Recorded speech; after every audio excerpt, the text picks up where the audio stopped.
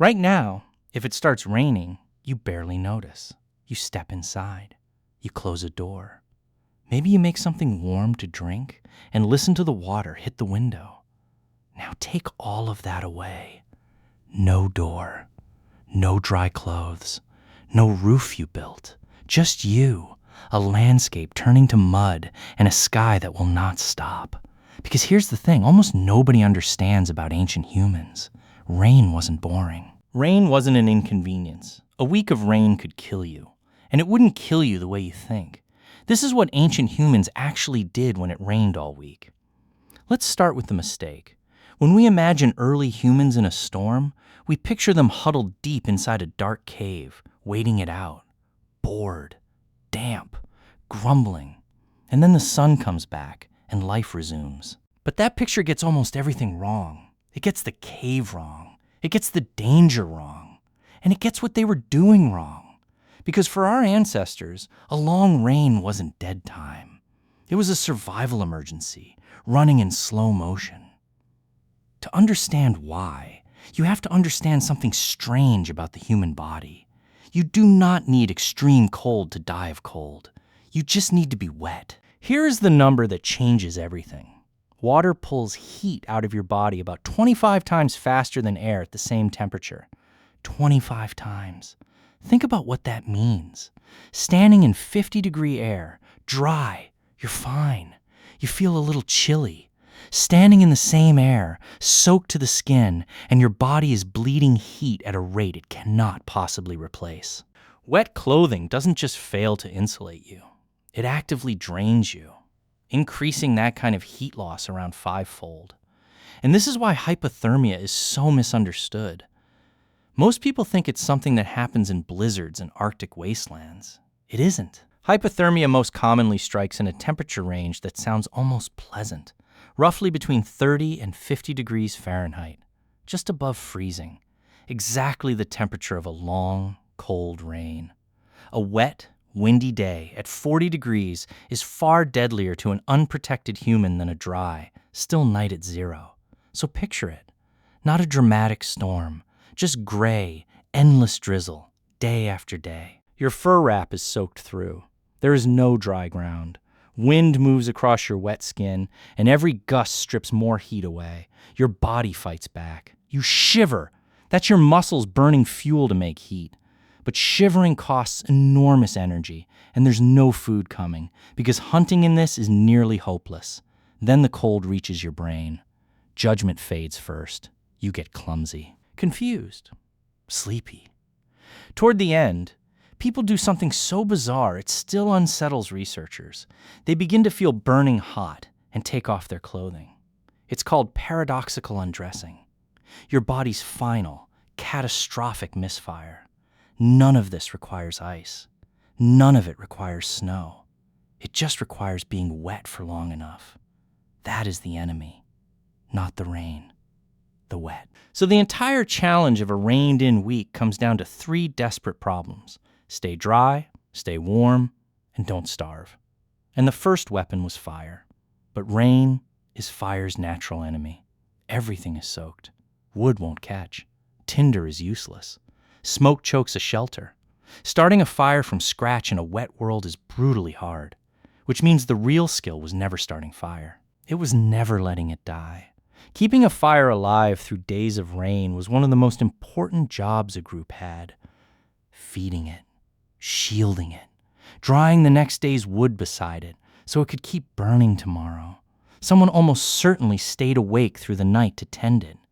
That fire wasn't comfort. It was the difference between a group that survived the week and one that didn't.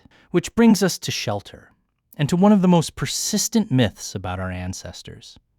They were not, generally, cavemen. Not in the way you imagine.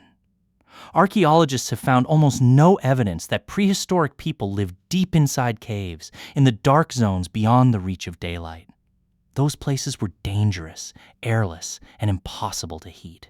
What they used instead were rock shelters. Shallow overhangs at the base of a cliff. A cave mouth. A stone roof with an open front. Enough to block the rain and the wind, but shallow enough that a fire could breathe, and daylight could still reach in. And this is why archaeologists love those sites so much.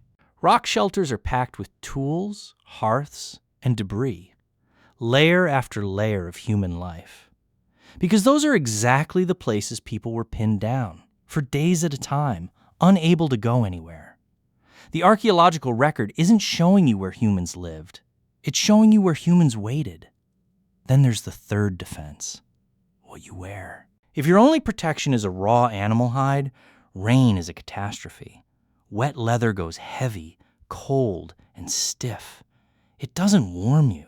It clings to you and steals heat, and it might do more harm than nothing at all.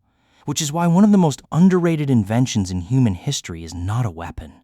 It's a needle. First came bone awls, simple pointed tools for punching holes in hide, used at least 45,000 years ago, letting people lace skins together into something that actually fit. And then, around 40,000 years ago, in the cold north, humans made something extraordinary: a needle with an eye, a hole carved into a sliver of bone to carry thread. That tiny hole let humans sew fine, tight, layered clothing. It's why we could survive in places that should have killed us. In a real sense, tailoring is survival technology, and it appears exactly where the weather is worst. So put it all together, and now you can see the week clearly. Not boredom, a siege. The rain begins. Hunting collapses, animals shelter, tracks wash away, and a soaked hunter burns more calories than they can catch. So you go still. Stillness saves heat. Stillness saves food. You pull into the rock shelter. You guard the fire like a life. You eat as little as you can. You wring out hides, dry them, mend them. You nap tools by the firelight because your hands must do something, and next week you will need them. You teach the children because they are trapped here too, and there is nothing else to do but pass down everything you know. And you wait, not passively, deliberately, rationing warmth, rationing food, rationing time. And here is the strangest part of all. We know almost nothing about those weeks. Because rain is an archaeologist's nightmare. Water dissolves. It scatters. It rots hide and wood and rope. It washes campsites into rivers. Everything's soft. The clothing, the shelters, the cordage, the baskets, the daily texture of ordinary human life is exactly what rain destroys first. So the rain didn't just torment our ancestors. It erased them. It quietly deleted the evidence of the very weeks it caused. And what survives, the stone, the bone, the ash, is only the hardest fragment of a life that was mostly made of softer things, which leaves one last thing worth sitting with.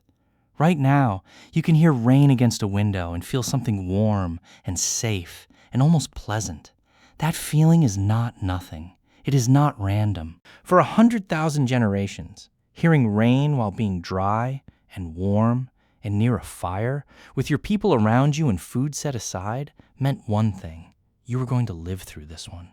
The rain is still falling. It is exactly as cold as it ever was. The only thing that changed is the roof.